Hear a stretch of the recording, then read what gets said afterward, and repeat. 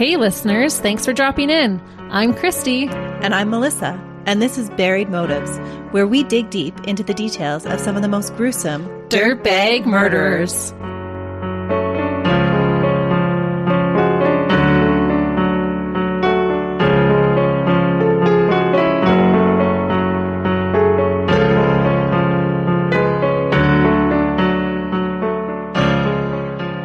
Hey listeners. Welcome back to Buried Motives. We're glad you're joining us this week, and we're looking forward to next week. Just as a little reminder, and as you might have heard at the beginning of this episode, we are going to take a 2-week break. We'll probably play some oldies but goodies for you that we've recorded in the past, but we will be back in August. Do not worry. With listener requests. You guys have already given us some really good suggestions, and we have already started working on them. But we still have 2 more spots to fill, so if you haven't got your request in, send them in soon. Yes. And we do appreciate your understanding, because sometimes when we are researching and spending so much time concentrated on murder and dirtbags, it is good for us to sometimes take that little bit of a break. A mental break. A little breather. But we're not going to do that until I bring you today's case. On our podcast, we have previously discussed what can happen when someone blames others for the failures in their life. Today is going to be another one of those cases. We are going to be discussing a dirtbag who had a pretty good life growing up, but when things didn't pan out for him as he had hoped, he took it upon himself to make others pay for what he perceived as injustice. There have been other speculations of motive for the killings that this man committed, but I'm going to go with the motive believed by the FBI. I actually first came across this case while browsing the FBI website. And it only occurred to me later that this maybe isn't a thing that most people do. I find their website fascinating, and this actually isn't the first time that I have found a case this way.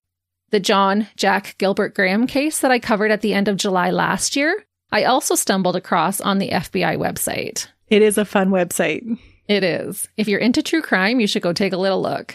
It's laid out really well. Today's dirtbag stood out to me because he was just executed in 2018. And is the oldest prisoner to be executed in the United States since the death penalty was reinstated in 1976.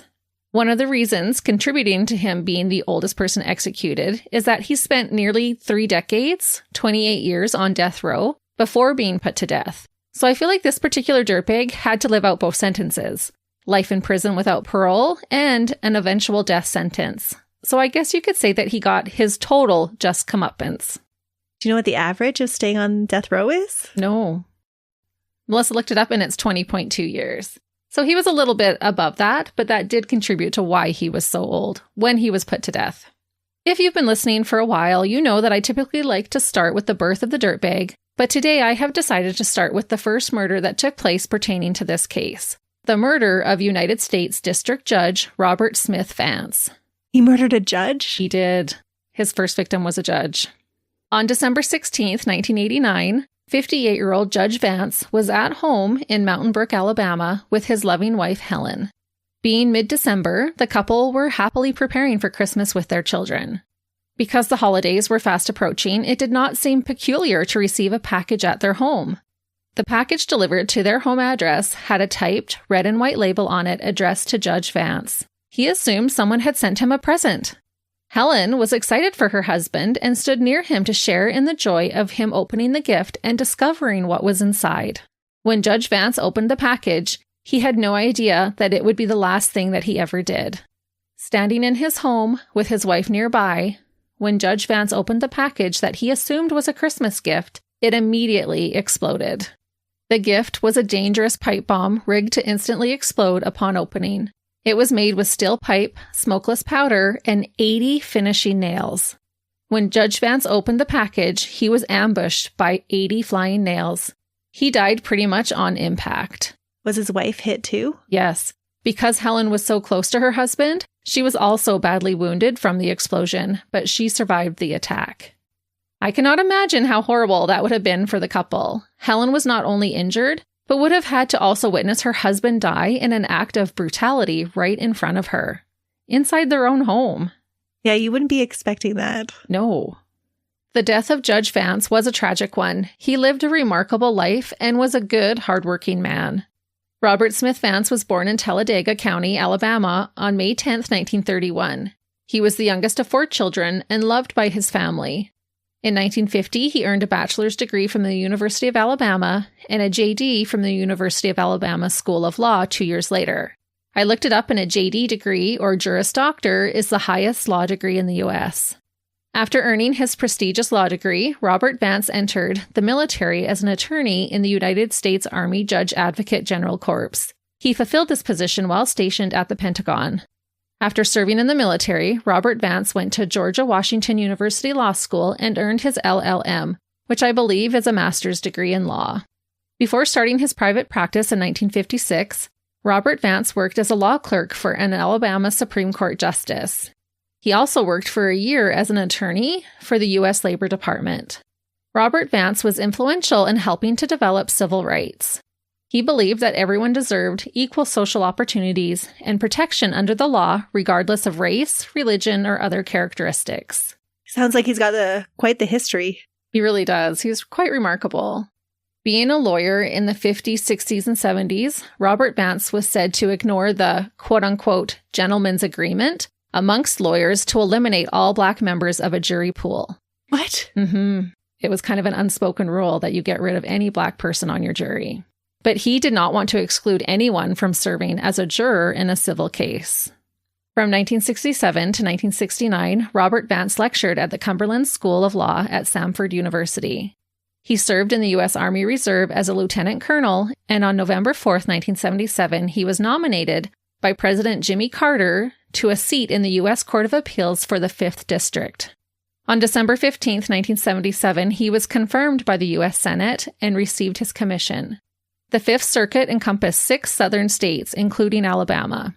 In 1981, the 5th Circuit was divided into 2 circuits, and Robert Vance was reassigned to the U.S. Court of Appeals for the 11th Circuit. Which is part of the old 5th Circuit? Right. Okay. So he served on this 11th Circuit until the time of his death. Needless to say, Judge Vance did a lot of good and was a great loss to the communities that he served in, and for the people whom he advocated for. Not to mention the horrific loss his death was to his wife and children. I know for sure that he had 2 sons, but I am not sure if he had any more children than that. All I could find was the 2 sons, so I think that that is what he had.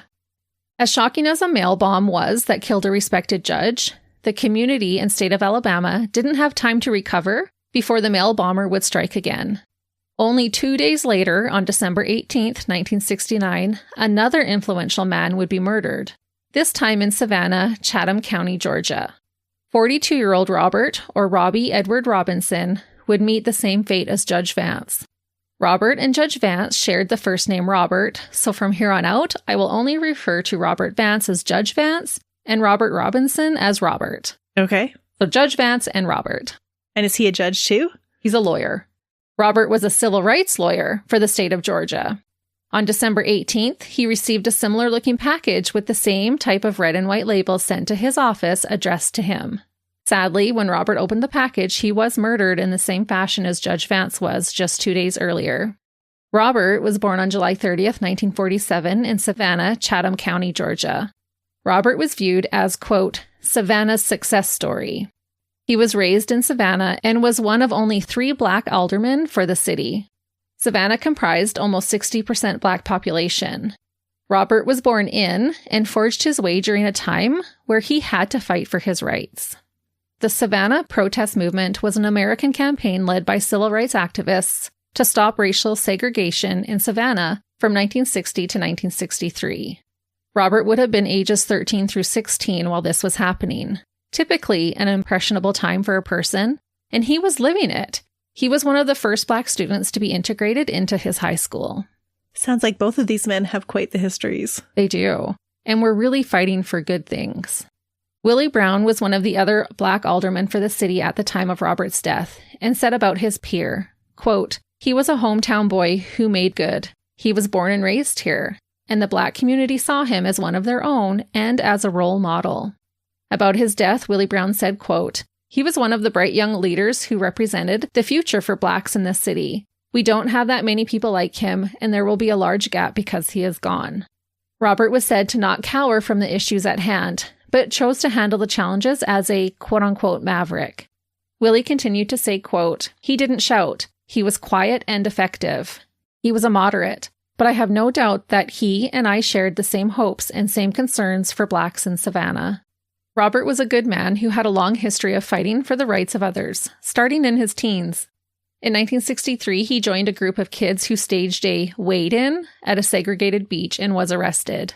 Judge Gadsden, who was a lawyer at the time, represented the group and said that Robert was laid back, quiet, and nice, and that he just basically wanted to be part of the movement. Gadsden managed to get all charges dropped against the teens.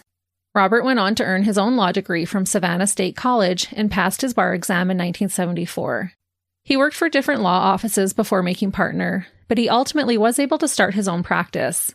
He did handle various types of cases, but also took on some civil rights and employment discrimination cases as a counsel for the NAACP, which stands for National Association for the Advancement of Colored People. They're both very big activists for civil rights. Yes. Okay. In 1982, he became an alderman for the 5th District, the same district that Judge Vance first served. Robert was serving his second term when killed. At the time of his death, Robert was married to a woman named Anne. Between them, they had 3 daughters whom they raised together. Anne had 1 daughter from a previous relationship, and Robert had 2 daughters from his previous marriage. Because these 2 murders happened only 2 days apart, and because the 2 murder weapons were clearly made from the same person, authorities knew that these 2 influential men were murdered by the same dirtbag. Police were on high alert, and because of this, they were able to intercept 2 more deadly packages. So had these 2 worked on a particular case together? I didn't find any connection that way. Oh, okay. A nail bomb was sent to the 11th Circuit Court's headquarters in Atlanta. This package arrived at the headquarters on the same day that Robert was killed, and a second one was sent to the NAACP office the very next day, addressed to Willie Dennis in Jacksonville, Florida. So a bomb went to both places where these people were involved in. These intercepted packages were able to provide the police with more information on the building of the bombs. And I just have to say, how stressful would it be to work on the bomb squad? Shout out to anyone who has that job. Officials were able to defuse both of these bombs successfully. That would be so stressful. Right? I don't know that I could do that job. As a result, the police had golden evidence and were subsequently able to connect a package that had been sent just months earlier, in August, to an NAACP office in Atlanta containing tear gas. They knew the same person had sent all of these deadly packages and was obviously escalating the severity of their attacks. The strikes on such public figures hit the news hard. As the investigation developed, a letter was received by an Atlanta TV station that stated more attacks were coming for judges, attorneys, and NAACP officials. So how are they not racially motivated then? Right. Many members of the judicial system received personal death threats that had been typed out. These read in all caps, "Judge, Americans for a competent federal judicial system shall assassinate you because of the federal court's callous disregard for the administration of justice." These letters, as well as a letter that had accompanied the tear gas bomb in August, 4 months prior to the murders, had stated that the person sending these brutal threats was, in fact, declaring war against the appellate court. The dirtbag specifically stated that this was a, quote, declaration of war. Whoa. And he was doing it by sending these vicious pipe bombs. It became clear to police what the motive for the ruthless, successful, and attempted mail bombings was. So far, a white judge who stood up for minorities and a black lawyer who was making a difference in civil rights had been murdered, and there were failed efforts at harming more people who held similar values. I cannot imagine the panic that this would have caused for anyone working in the judicial system in any capacity at this time. It was believed that these horrible crimes were racially motivated out of hate. Needless to say, the FBI were quickly called in to help with solving this horrendous and dangerous case. Any attack on a country's judicial system needs to be taken very seriously. Along with careful inspection of the bombs themselves, the FBI took special care in examining the labels on the packages and the letters sent to threaten more loss of life. They called in an expert in typewriter analysis to inspect the typed out evidence, which was referred to by the district court as, quote, the bomber documents. This was 1989, where typewriters were more common. Not everybody was clicking it out on their Commodore 64? Nope. So it was a time where they needed a typewriter expert. Okay. Which I would assume now there'd be very few typewriter experts in comparison. Probably be a printer expert. Yes. The typewriter expert was able to determine that all of the bomber documents, the labels, the death threats, and the declarations of war were created from the same typewriter. Apparently, every typewriter has a distinctive signature, so to speak. The same as every printer now. Right. No two typewriters are exactly the same. For example, a specific letter may be slightly higher than another, or come down with more force than its counterparts, making the impressions differ, sometimes even minutely. Experts were able to determine that the type of typewriter used was a particular model of Brothers Industries manual typewriters. What stood out with the exact typewriter used was the number 1 key. If you looked at how the number 1 was typed, projecting horizontally from the top of the vertical shaft, there was a very tiny flag-shaped appendage. So it wasn't a nice straight line. It had this little blurb that looked like a flag come out at the top. This number 1 fingerprint proved that the same typewriter wrote all the notes and labels. Can you imagine that guy's job? To examine those letters in such minute detail to figure out where it repeated certain attributes? It would be painstaking, I think. That'd be so long. Yes, it really would. And hard on your eyes, just searching and searching all this print. Although, maybe if you're really good at it, it would just stand out to you. Probably by the time you became an expert. Yeah. Let's hope. The FBI contacted Brothers Industries and learned that the minor detail in the number 1 was not part of the original manufacturing of this particular model of typewriter. What authorities concluded was that the number 1 on this specific typewriter had to be a replacement key. When a character key is damaged, under scrutiny of a trained eye, it becomes obvious that a certain character key has been replaced. This time, it was the number 1. Thinking that the bomber hadn't just started with sending bombs, officials began searching documents that had already been entered into the court system.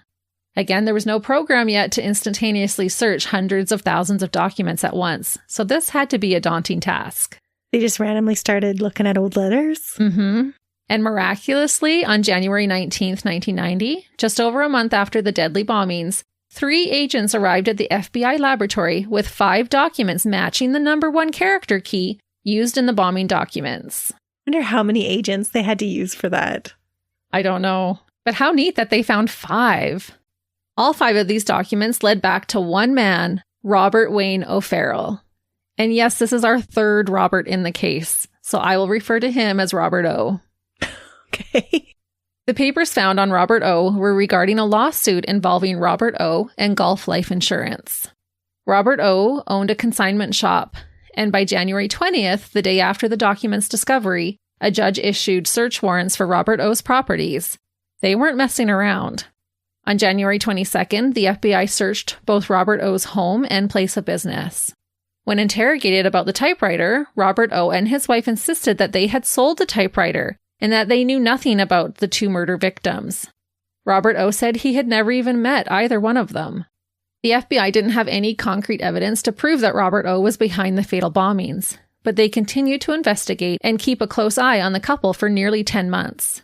Eventually, the couple were informed on October 10th, 1990, that they were no longer targets of the investigation. After 10 months? 10 months. Wow. They wanted to be sure. This couple did not have anything to do with the bombings. Robert O spoke out publicly about how this investigation ruined his life. Yeah, no kidding. He said it hurt his business and ended his marriage with his former wife, Marianne O'Farrell, and would later sue the United States for $50 million. Oh. But I did not read anywhere that they won that lawsuit. And I'm sorry, I just have to say this little side note. I am always amazed at the number that people try to sue others for. $50 million is more money than this family would ever have seen in their entire lifetime. And I understand that people can sue for more than monetary damages, but $50 million seems wild to me. Yeah, that's a lot of money. It is. But then I thought, am I wrong in thinking this? But I'm genuinely curious how they come up with a number like this. I read one of the court documents outlining all of their claims against the investigation, but $50 million? I believe the pair filed the lawsuit 10 years after the fact, so sometime around the year 2000. The appeal document I found was dated June 11th, 2001. In 2001, 50 million was worth 88.5 million in US dollars today, and just under 122 million Canadian. That's a lot of cash. It is. So was he running $1 million business and that's where they were coming up with that sum from? No, he had a secondhand shop. It was a consignment store. I don't know any consignment stores that are making 122 million Canadian in 10 months. Pawn Stars. Do they make that much? Yeah, they make that much, of course. But that's off their TV show. Probably not off of their shop. Pawn Stars is amazing. My husband likes that one, but I haven't really watched it. I think they totally make that much. They might, but I don't believe that Robert O and his wife were making that much. Okay. And that's why it just seemed like such a wild amount to me. It does seem like a lot. And I am genuinely curious. How do you come up with these numbers? How do you sit down with a lawyer and they're like, okay, 50 million. We can get 50 million. That is a lot of pain and suffering. That is. Along with the lawsuit, Robert O wrote many letters to government officials. Allegedly, he has gotten just 2 responses, but one of those was said to be from President Donald Trump. Robert O has also stated that he is going to write a book about the entire ordeal, about how the FBI destroyed his life and never apologized for it. But from what I could tell, he hasn't done that yet. I do feel sympathetic for this man, but also understand why the FBI had to take this case so seriously. But they did initially get it wrong. So he charged him $5 million per month that they bothered him. Yes, that's what it worked out to. And maybe there's more to the story. I did read the appeal documents, but when his book comes out, maybe there'll be more information that I'm not getting. And it's not like they didn't have evidence to point to him. It's such a delicate balance, and it all depends on which perspective you're looking at it from. Right. I can see why this would be hard for him, but I do 100% believe why the FBI had to handle this so seriously. Mm-hmm. As it would turn out, the true dirtbag had only one intended victim, Judge Vance. The other attacks and threats were just a quote-unquote red herring to throw off the police. He killed people to throw him off his trail? Yes, this dirtbag murdered a second man to try and trick authorities into thinking that his motive was related to the opposition of civil rights, where in fact he was not opposed to civil rights. He just hated Judge Vance. Yes. And actually he was willing to kill 3 other people, but those 2 bombs were intercepted. Right. It's crazy. Selfish. Absolutely selfish. And I have a few things, as you know, that I want to say about this. No surprise. This coward, first of all, took one man's life. But second, he felt okay with sacrificing another man to throw police from his scent. And third, he attempted to kill more people by sending additional bombs. If those bombs were not intercepted, more people would have died. He basically had become a terrorist because of a personal vendetta. And again, I feel like this helps to explain the possible or alleged aggression interrogation of Robert O. They couldn't afford to take this lightly, considering the threats being made towards the justice system. Thankfully, the FBI got the break in the case that they needed when one of the people who had worked on defusing one of the bombs called in a colleague who was an ATF expert, meaning a member of the Bureau of Alcohol, Tobacco, Firearms, and Explosives. This friend happily came to help, and good thing he did because he would crack this case wide open. Upon examining the bomb-related evidence, this expert suspected that he might have seen a similar bomb 17 years earlier. Most of us can't even remember what we had for dinner last Tuesday, let alone remembering something work-related from nearly 2 decades ago. This is remarkable to me, because not only did he remember the bomb, but he also remembered the name of the man who built it. What the heck is this guy building all these bombs for? I know. And this guy was none other than the dirtbag Walter Leroy Moody. Walter Leroy Moody, Jr., was born on March 24th, 1935 in Rex, Georgia. His parents, Walter Leroy Moody Sr. and Foy Mazzell Watson, raised their children in Fort Valley. Fort Valley is a small city located near the center of Georgia and has been known as the peach capital of the world, as it is the largest peach-producing area in Georgia. According to the 2020 census, they have a population of under 9,000. I feel like it is safe to assume that the number would have been much smaller in 1935 when Walter was born. So he grew up in small-town life surrounded by peach orchards, which sounds amazing to me. It does seem pretty awesome. Walter was the firstborn of 3 children. He had a younger sister named Dolores and a younger brother named Bobby. There are also records of his parents losing an infant son.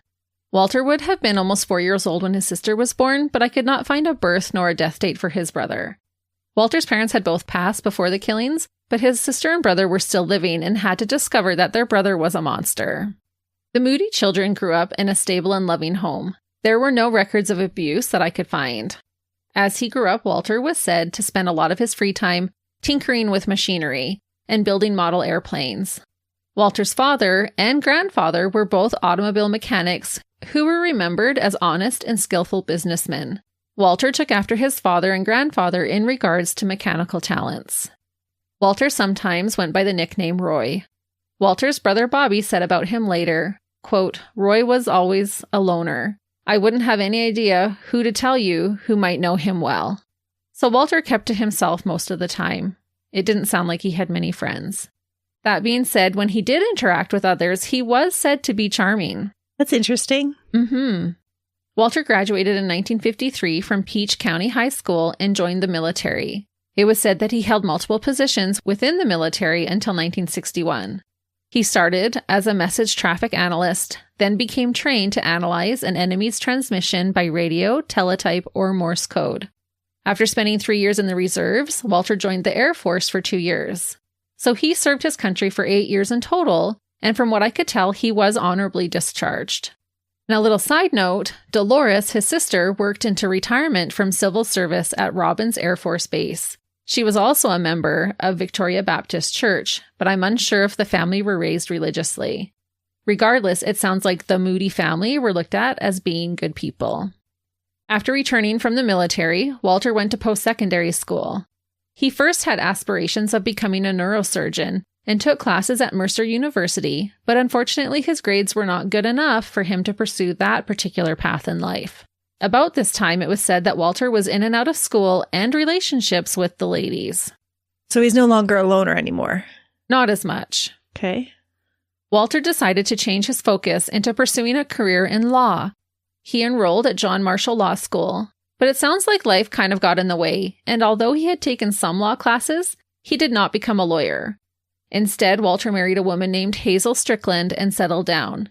He worked as a quote-unquote literary consultant for a time, but we will talk more about that in a minute, because it wasn't on the up and up.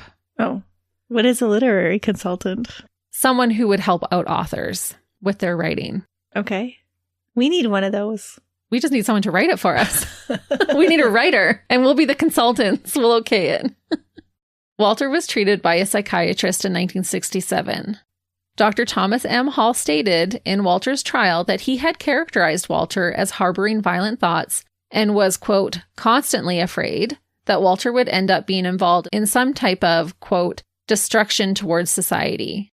Dr. Hall diagnosed Walter as having ambulatory schizophrenia, meaning he did not need to be hospitalized for it, and noted that he was having trouble adjusting to civilian life. Dr. Hall, however, also stated that Walter knew right from wrong, but struggled with acting on his impulsive thoughts. Those are all red flags. Major red flags.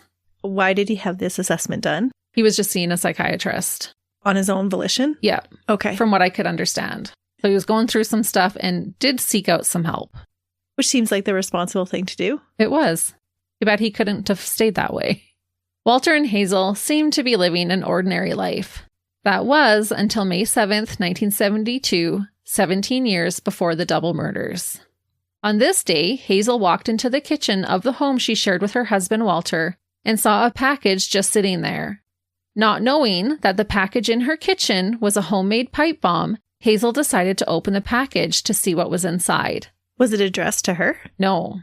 But she was like, what is this? What would he be sending? Mm-hmm. When she did open it, the package exploded and severely wounded her. Hazel's hands were described as being torn up. I believe she even lost some fingers. Scrap metal entered her eye, and her shoulder and thigh were badly injured. Hazel had to undergo 6 different surgeries because of the explosion. Wow. So it was major damage. So did he leave it there for her to find? No, he was preparing to mail it. Who was he mailing it to? Well, I'll tell you, because his wife Hazel was not Walter's intended victim for this pipe bomb.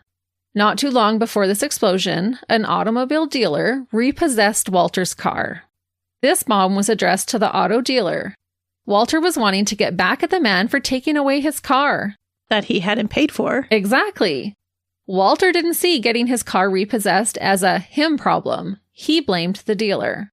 Although Walter served in the military, it was said that he had a problem with authority and would push back if things didn't go his way, which is obvious, I suppose, by him wanting to severely harm or even kill a man for repossessing his car. When that's just a fact of life, you don't pay, you don't play. Yeah. Walter was arrested, charged, and tried for making the bomb with the intent to send to the auto dealer. During the trial, he acted as his own attorney, which we know is not usually a good idea. However, on October 19th, 1972, Walter was found guilty of only possessing the bomb. They could not prove at the time that Walter was the one to construct it. But he was still intending to send it to somebody, so how isn't that attempted murder? Because he hadn't mailed it. The only thing that they could get him for was having the bomb in his possession. How did they know it was going to the repo man? I believe it was addressed to him, but he hadn't sent it. And it was not a crime to put the man's name and address on the box. That was going to kill him. Right. That seems like attempted murder to me. Oh, it absolutely was attempted murder. If his wife hadn't opened it, the auto dealer would have. I am sure. So how much time did he get? Well, as a result of this conviction, Walter was sentenced to serve 5 years in the Atlanta Federal Penitentiary. And Hazel, understandably, divorced Walter. No kidding. Yeah. Seems vengeful. He is vengeful. And any guesses who the judge involved in this case was? Judge Vance. Yes, Judge Robert Vance. Walter was paroled after only serving 3 years, but he was still claiming his innocence. And honestly, his life just went downhill from here. Walter married for a second time, this time to a woman named Susan McBride. And sadly, it is reported that Walter became very abusive towards her, which just honestly makes him that much bigger of a dirtbag. Walter fought desperately to have his conviction overturned. He still wanted to become a lawyer, and I think that's why he represented himself. And this conviction would make it extremely difficult for him. According to Walter's perspective, everything wrong in his life was because of other people.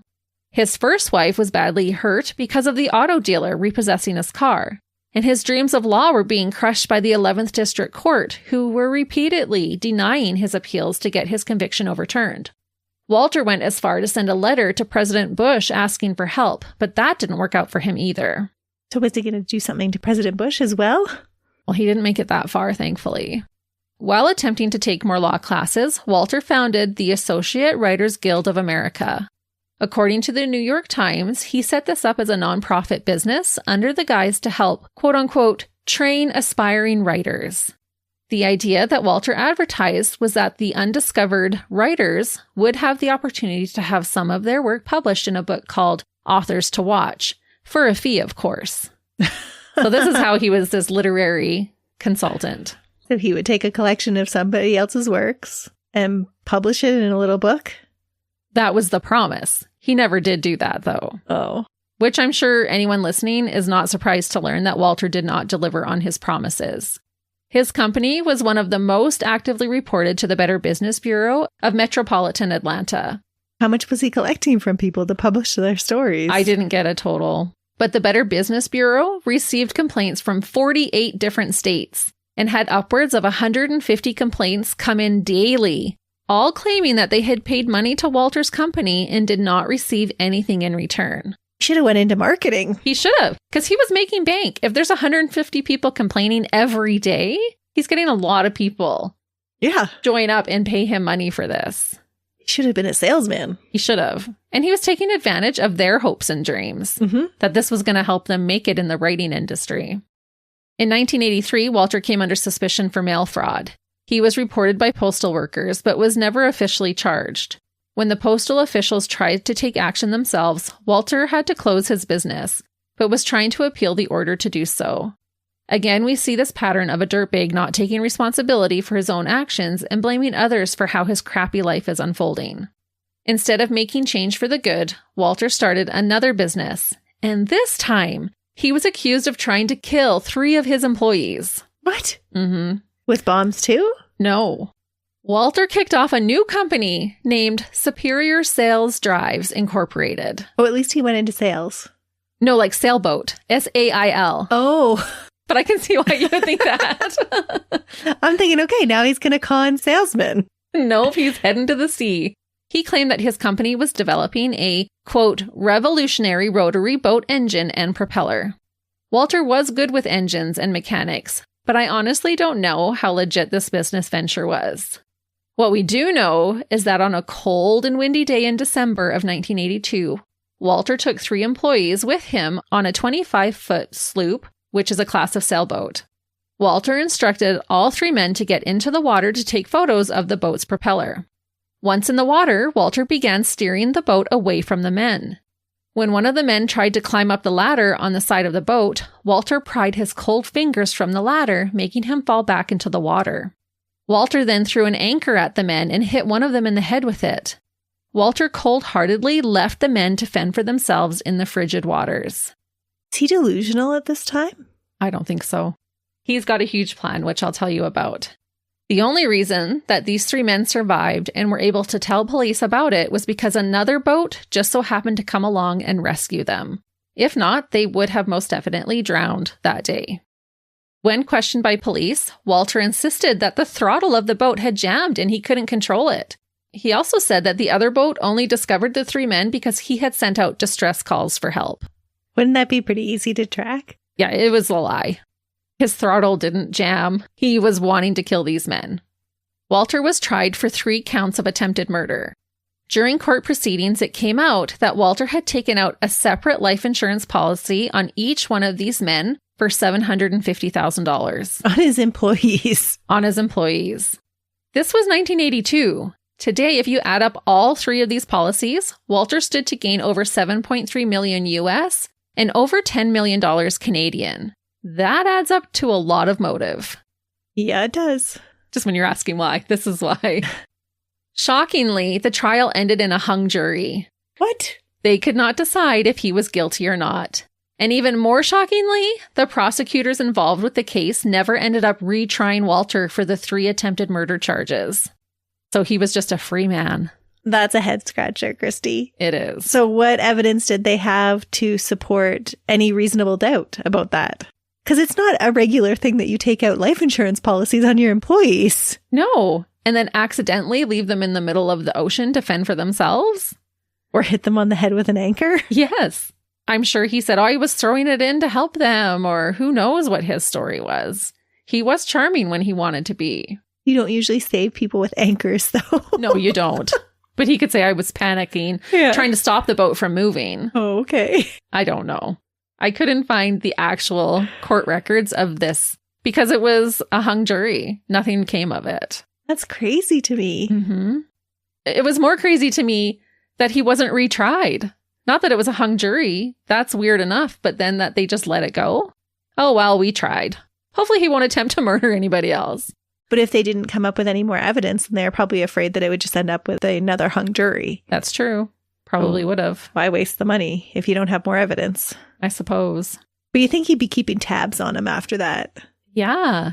But then he could have sued for $50 million. It's true. And actually, you're not far off. Oh, really? Yes. Because to make matters worse and to prove even more how much of a dirtbag that Walter was, on December 16th, 1986, the day before the statute of limitations would expire, Walter decided to sue the 3 men whom he had attempted to kill, plus the sheriff's deputy who arrested him, the county sheriff, and the prosecutor who handled his case. He was crying malicious prosecution, and he wanted $1,550,000 to be paid to him in actual damages, plus the same amount again in punitive damages. Today, that would be over $10 million US dollars in total. So he just wanted the money that he missed out for on the insurance policies. Yes. It's like, well, that didn't work. How else can I get it? This case went before a panel of judges in the 11th Circuit. And any guesses who one of these judges were? Judge Vance again? Yes, again, Judge Vance, who made comments expressing his doubt in Walter's claims. In Walter's eyes, Judge Vance was his enemy and was trying to ruin his life. Really, he was just trying to hold him accountable for his actions. Yeah, he was doing his job as a judge. Yeah. No one came forward with any evidence that Walter was a racist or opposed to civil rights. Walter never admitted his guilt, so it is only assumed by the FBI and other law enforcement that his resentment towards Judge Vance and the 11th District Circuit Court was his motivating factor in his eventual crimes. Sounds like it. Once Walter was connected to the making of the bombs, a full-blown investigation ensued. Warrants were granted for officials to inspect Walter's home in Rex, an apartment that he rented in Chambly, and an airplane hangar that he had access to. And don't ask me how he had access to that, just it was recorded that he did. One of the interesting things that was found was a letter folding machine. The bomber had mailed a plethora of threatening letters. If I remember correctly, it was well over 100. And every single one of them had been folded meticulously. On July 13th, 1990, officials had finally gathered enough evidence to arrest both 55-year-old Walter Moody and his 28-year-old wife, Susan McBride Moody. Within the week, Susan was released on $250,000 bail. She was later considered to have battered wife syndrome and was given a deal: immunity in exchange for testifying against her dirtbag husband. Walter was charged with the deaths of Judge Robert Vance and civil rights attorney Robert Robinson. He was also charged with mailing bombs to the 11th Circuit Court's headquarters and to the office of Willie Dennis of the NAACP. The prosecutor who took on this case, Louis Free, who would later become FBI director, stated that Walter sending the bombs to Robert Robinson's and Willie Dennis's offices were meant to deflect attention away from himself. The killing of Judge Vance and the attempted bombings at the 11th Circuit was because he didn't get his way. He didn't get his 1972 bomb possession conviction overturned when he nearly killed his wife. Not to mention that he was angry that he wasn't seeming to win his ludicrous lawsuit over his 3 attempted murder charges. He's like a toddler stamping his feet, not getting his own way. Yes, having a little temper tantrum, but a deadly one. Susan, Walter's second wife, testified in court that her husband had her buying odd items. He instructed her to purchase things like metal pipes, nails, gloves, shower caps, and safety glasses. It was said that Walter's homes were meticulously clean, and prosecutors believed that he wore protective gear to prevent any evidence from being found with his bombs or letters that they could connect back to him. Except there has to be a typewriter somewhere. You're so on point, because that's just what I was going to talk about next. There was a typewriter, but it couldn't be used as evidence. Susan also testified that she had purchased a secondhand typewriter for her husband from Robert O.'s shop. Walter had since thrown out the typewriter and it was never recovered. But there was a direct connection to them. Right. So the FBI wasn't wrong that the typewriter came from Robert O.'s shop. Just Susan had purchased it for Walter. And did she know that he used it? I think she did know. I don't know how much Susan knew, but she knew enough that she was granted an immunity deal. So she had to have known some stuff, if not everything, but it wasn't clear because she was granted immunity. So there was nothing really reported about that. But there was definitely something that she needed immunity from. Right. But they were saying she was battered so badly by him that he was in complete control of her. And she didn't have a choice but to go along. Right. The only personal evidence found was a fingerprint from an employee at a printing shop in Kentucky, where Susan said she had copies made of documents related to the bombings. In his defense, Walter blamed his actions on the KKK. He just wanted everyone to believe that this was racially motivated. Because look at who else died and who else was targeted. But nobody's buying that now. Nobody did. Walter's lawyers advised him not to testify on his own behalf. But of course, his arrogance and feelings of self-importance took over and he decided to testify, which only hurt his case. They learn. When will they learn? So funny to me when they do this. It just shows their arrogance. Yes, that's the perfect word for it. If I get to explain it, I can convince everybody that I'm right. Because he was a charmer, but it didn't work for him, thank goodness. One of the lawyers present later stated about Walter's testimony that he gave, quote, rambling, sometimes bizarre testimony, during which he intercepted details of his sex life. Does that seem really bizarre, given the fact that he is schizophrenic? True. This is all on point, actually. Yeah.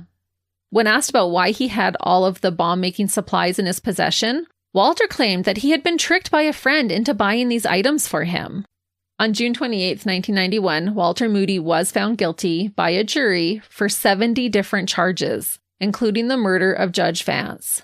Judge Devitt sentenced him to 7 life sentences plus 400 years. How does he get the life sentence? Well, since this trial included the death of a judge, Walter had been tried only federally.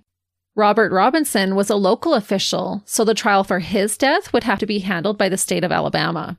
During this trial, it was said that Walter had temper tantrums and would yell out and cause scenes. However, by the end of it, he often just sat and read the paper like he didn't care. And so his psychologist never testified at his trial or even at his sentencing? Well, he did, and that's how we got that little bit of information. But he said he wasn't at the point where he needed to be hospitalized. Okay. It wasn't a severe case. Walter was again found guilty, this time for Robert's death. However, this time, being in the state of Alabama, he got more than just time behind bars. In 1997, Walter was given the sentence of death by electric chair. The 2 sentences given by both judges was an assurance that Walter Moody would never step foot outside a free man ever again. So off to prison Walter went, knowing he had been beaten, and by this time his second wife had divorced him. Walter had fathered 4 children, and all of those children turned their backs on him as well. I believe they even stopped using their shared last name. And I'm unsure of which wife these children came from or if it was a split between both. I didn't find any information, nor did I really want to look into the lives of his children, because they should be allowed to just put this dirtbag behind them. Mm-hmm. It's not their fault they had a dirtbag dad. Right.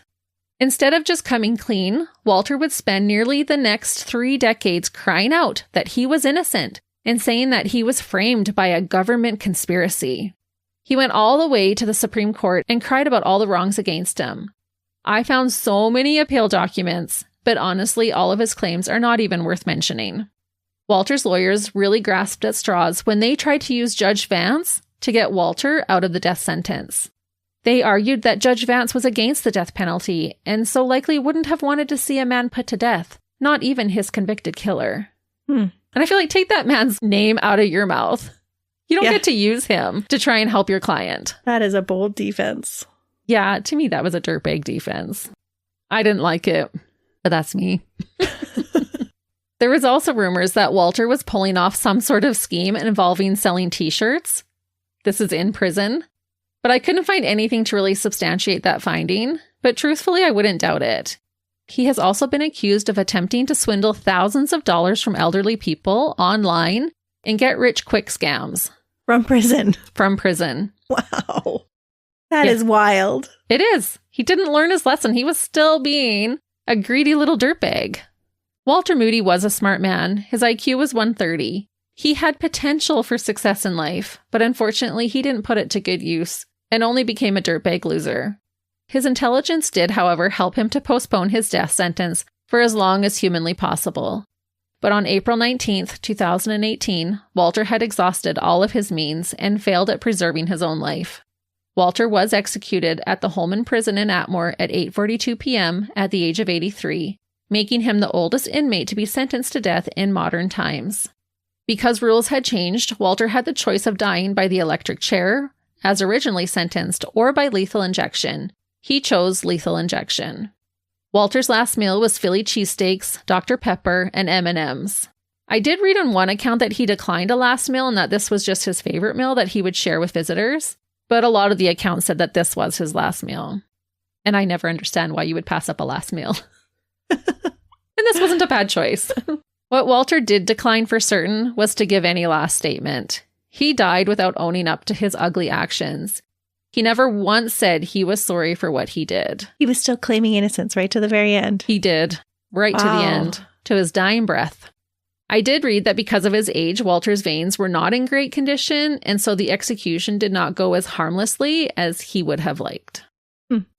Despite losing their father, Judge Vance's children have grown to honor their father's name. He has one son who is a state circuit court judge, so is now referred to as Judge Vance, just like his father was. His other son became a doctor, and his daughter-in-law is a U.S. attorney. Oh, wow. The son who became a judge has stated that he has not forgiven Walter, at least at the time of giving the statement. He said that Walter, quote, has not acknowledged any remorse or any acknowledgement that he was guilty. I'm not a psychiatrist, but if you're talking about using labels like psychopath, this seems to be the kind of person that would fit this description because of absolute lack of empathy or concern for others. Seems like it fits him. Yep. In 1990, the federal building and courthouse in Birmingham, Alabama, was renamed as the Robert S. Vance Federal Building and United States Courthouse in his honor. Both of the men who lost their lives because of Walter have been dearly missed and were men whose good works for their communities have been a great loss indeed. And that is the case of a moody dirtbag who couldn't regulate his emotions, the coward who never took responsibility for his actions, Walter Leroy Moody. You're right, Christy. He was super selfish. Mm-hmm. And blamed everybody else. Yeah, he definitely was selfish, but I feel like he was also a coward. Even sending a bomb, that's a hands-off type of murder, which just showed what a little weasel he was. Mm-hmm. And his total disregard, because there's so many other people that could have opened them, just like his wife was accidental. Yes, and how Judge Vance's wife was right there and saw the whole thing, or the people in Robert's office who would have been there when he opened his bomb. Mm-hmm. Pretty despicable. I couldn't find anything really good to say about him. And unfortunately, finding despicable dirtbags isn't that hard to do. So we are interested to see which despicable dirtbags you want us to cover. So like we said at the beginning, get in those listener requests. Enjoy the next 2 weeks with some throwbacks. And we will be back with your listener requests for the entire month of August. Until then, see ya. Bye.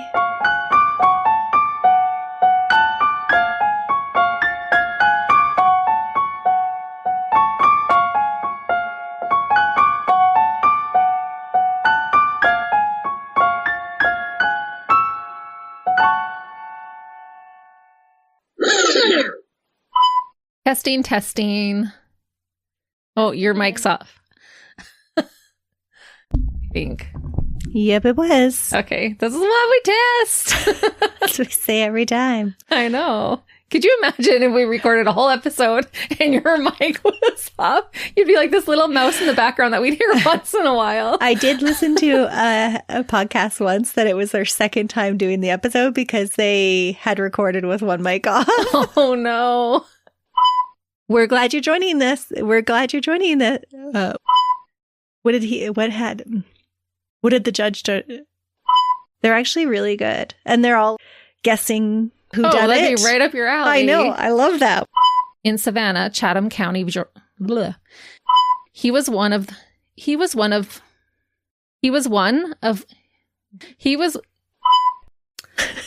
that song going through my head. Which one? The Peach song. The Peach song? What is that song? Millions of peaches. Maybe you dreamt that. Damn it. Peach song. It's real. You never heard this song before? No, I'm loving it though. Peaches come from a can. They were put there by a man. What? I love it away. I eat peaches every day. Oh, this is a shade. If we ever do live shows, this is our opening song. What is it called? Millions of Peaches? Yeah. By who? President something. Okay. Go listen, listeners. Presidents of the United States of America. That's what the group is called? Mm-hmm.